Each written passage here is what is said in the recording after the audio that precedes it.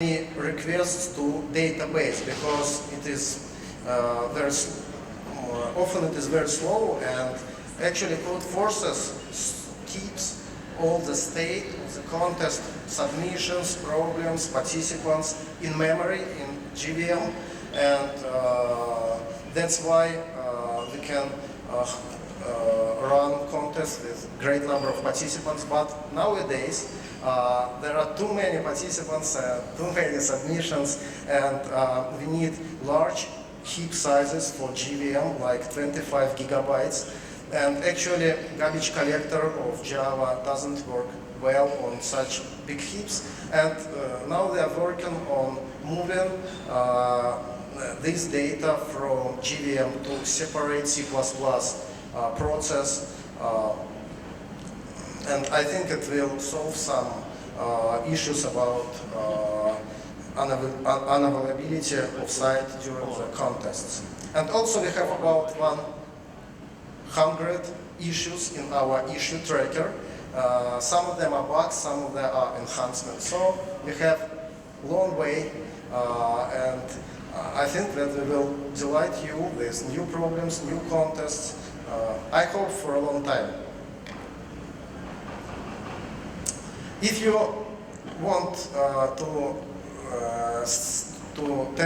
to say thank you for me, I think that you should consider that all this team working hard to make Codeforces, and but it is not the only people who support or who contributed in the Codeforces,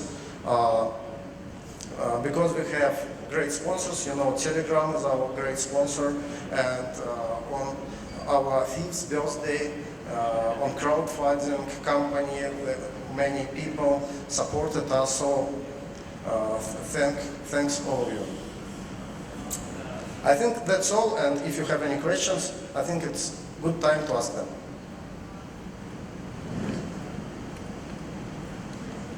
Feel free to ask anything you want about Codeforces and other parts of infrastructure.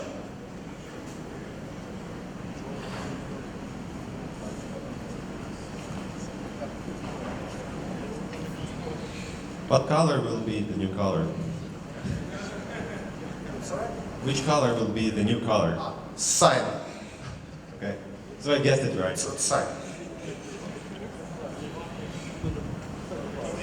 I like an idea that the second division in cold colors, but the first division in hot colors. Maybe something else? Come on, with so many of you being Codeforces users, you must have some nasty feedback you want to give. No? That's a good sign. Oh, there you go. So when you created the Codeforces back then, there were other online judging systems already there. So why did you decide to create a new one or help others to improve the existing one? Or did you anticipate that your online judge system will be so popular? The reason was that on that time, all similar platform, the only online judges. But my idea was to build community around it. You see that in first version, first revision of Codeforces, blogs and posts already were implemented, and I think that it helps to build community very much. And the other side, that building community is impossible without regular rounds, and also only one platform, Topcoder, has regular rounds, and it is a private company. So I decided to build system which can compete with Topcoder, and nowadays I think we did all we want.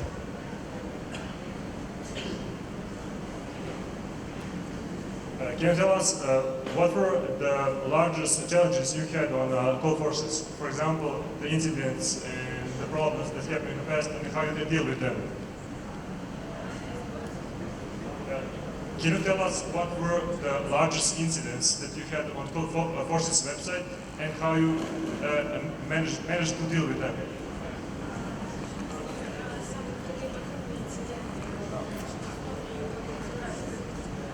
The main incident, it was several black days where then our database, which run on SSDs, crashed because of BTRFS errors of some kind, and I found that everyday backups didn't work for some time, and we cannot to roll back to 1 day back, but we rolled back for 1 week, I believe, and actually I felt myself very uncomfortable because of lost content and we lost the results of some rounds. But after it, I think that there were not so important issues.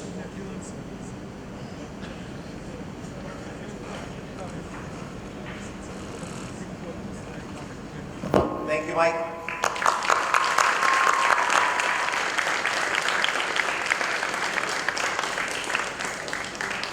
And on behalf of the organizers, thank you for your kind words, and big thanks to all three of you. It's been a pleasure. Okay, give one more applause for our three awesome presenters today.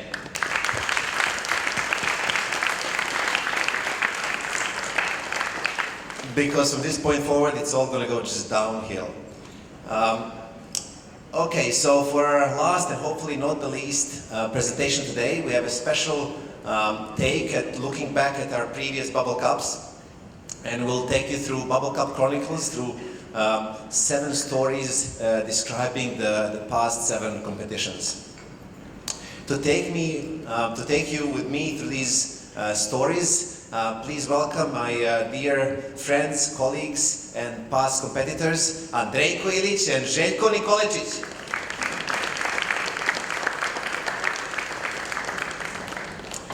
But I do have to say that the three of us today are just representatives, and BubbleCup couldn't be what it is without huge support from other MDCS members and supporters.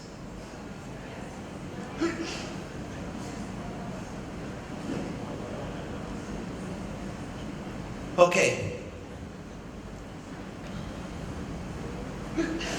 The first story we'll tell you today is why Bubble, and essentially it's telling what we want to tell you about the vision and the motivation behind BubbleCup.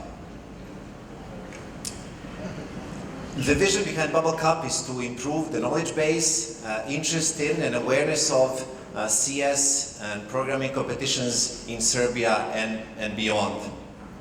While it may seem obvious to you, there are many kids who have great potential and yet are not aware of it. And also for all those who are already hooked, we designed this to be a great way to propel people further. What you see behind me is actually, well, what you can see so well, is the email from the current MDCS director, Dragan Tomic. Basically, we started it all on January 11th, where he was proposing this idea, and that's how it all started. We started with ACM-style competition because we noticed that the success of teams in Serbia hasn't been as good as in some other fields and other levels of competition. So we wanted to have a student ACM competition. One example is math, which is well known, and lots of kids go through math contests in Serbia. So we wanted to at least reach the levels of organization and awareness that math has. The BubbleCup model and its vision, and its the BubbleCup model has not changed much over the years, I got that wrong. Oh well. So the BubbleCup model has changed over the years and adapted, but the point is that the vision has not changed, and we hope that it doesn't.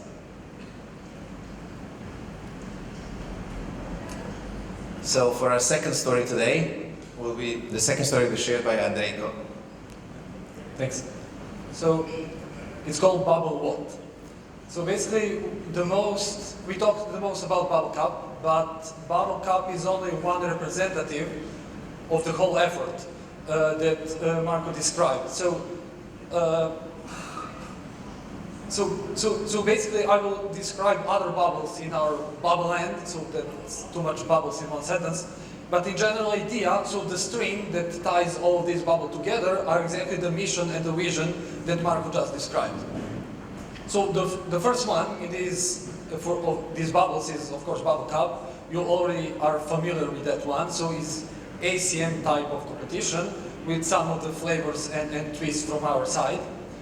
So for example, one year we had problems which were encrypted by our side. So basically, before contestants need to really solve the exact solution, they needed to decrypt the problem statements in order to really read the problem statement, right? So that's for the BubbleCup. I will not talk anymore about that. The second one is Bubble Run.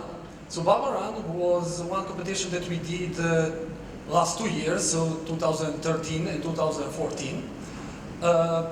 So basically the idea was the following. So we identified that the most of the competitors on the BubbleCup are usually high school competitors, and we wanted to find some healthy way to approach to university students and increase the engagement with them in these kind of competitions.